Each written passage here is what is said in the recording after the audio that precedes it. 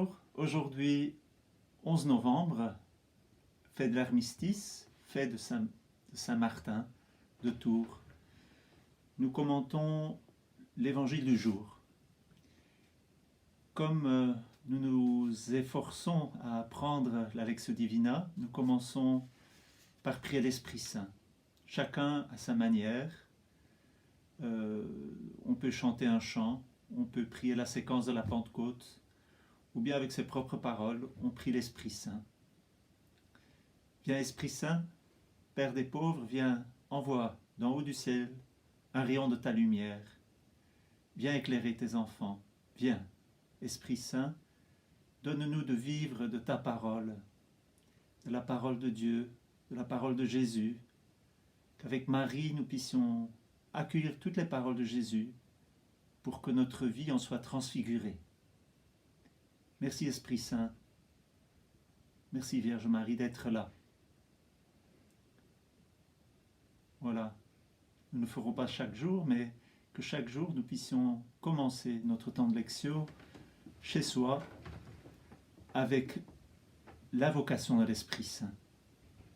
Aujourd'hui, l'Évangile nous parle de Jésus qui marche vers Jérusalem. On le voit descendre de la Galilée, il vient aux confins de la Samarie, il va vers Jérusalem et 10 lépreux viennent vers lui alors qu'il entre dans le village. Il s'arrête à distance et il crie « Aie pitié de nous !» Et Jésus de répondre « Allez vous montrer chez les prêtres !»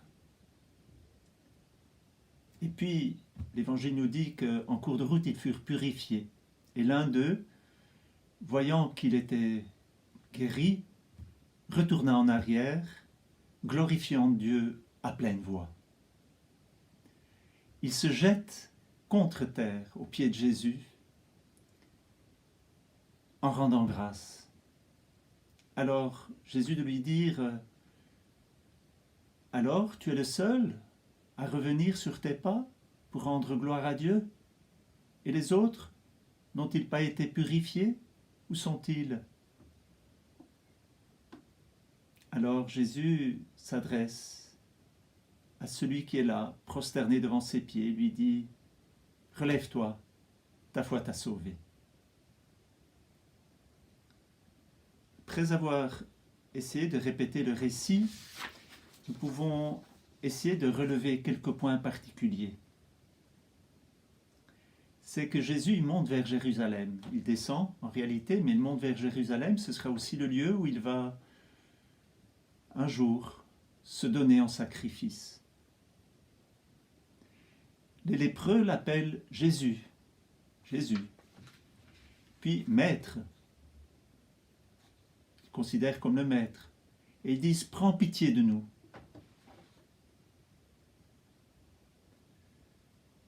Et Jésus de dire « Allez vous montrer aux prêtres ». Il sait ce qu'il va faire, il sait qu'il va les purifier et il a vraiment pitié d'eux. Et en cours de route, ils sont purifiés, l'un retourne en arrière et glorifie Dieu à pleine voix. Remarquez bien, il ne fait pas son chemin, il ne va pas jusque chez les prêtres, puisqu'il rebrousse son chemin pour venir vers Jésus. Les autres, on peut supposer qu'ils vont vers les prêtres. Ils se jettent face contre terre, l'un, aux pieds de Jésus, en rendant grâce.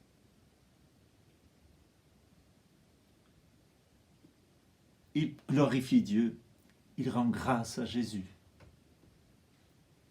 Un beau geste. Alors, regardons cette parole. Seigneur, prends pitié de nous. Quelle est cette parole?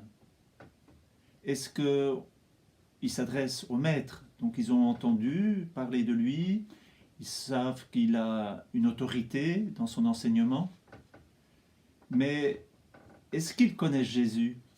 Est-ce qu'ils ont foi en Jésus, Sauveur? Probablement non.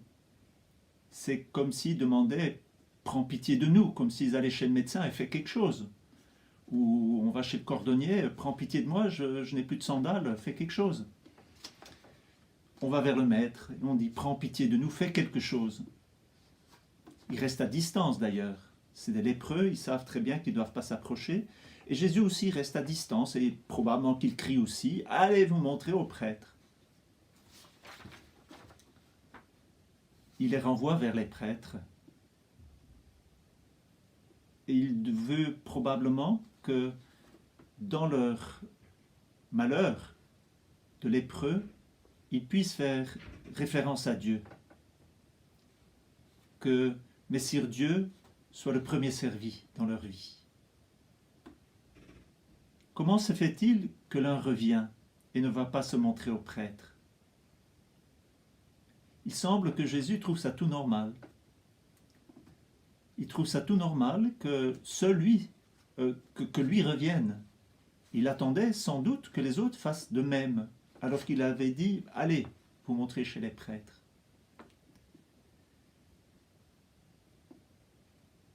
Ce fameux lépreux, guéri, purifié, il trouve en Jésus sans doute le prêtre, le seul qui puisse vraiment recevoir gloire, honneur.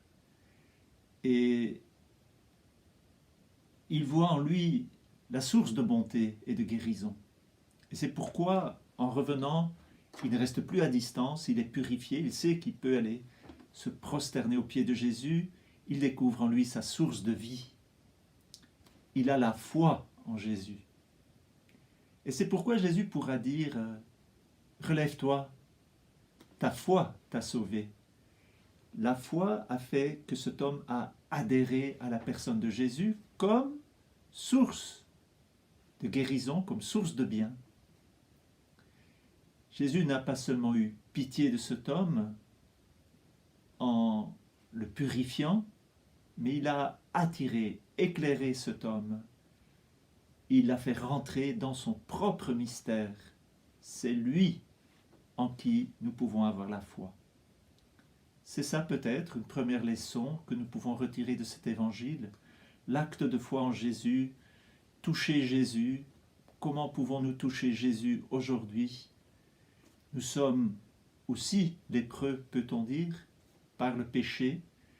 Et est-ce qu'on va seulement dire à Jésus aujourd'hui quand peut-être tout n'ira pas bien, prends pitié de moi? Oui, sans doute, et c'est bien. Mais encore plus, sachons qu'il est notre Sauveur et qu'il nous relève à travers nos épreuves, qui nous donne de tenir debout devant Dieu. Une autre leçon peut-être, c'est que c'est seul un étranger qui revient vers Jésus.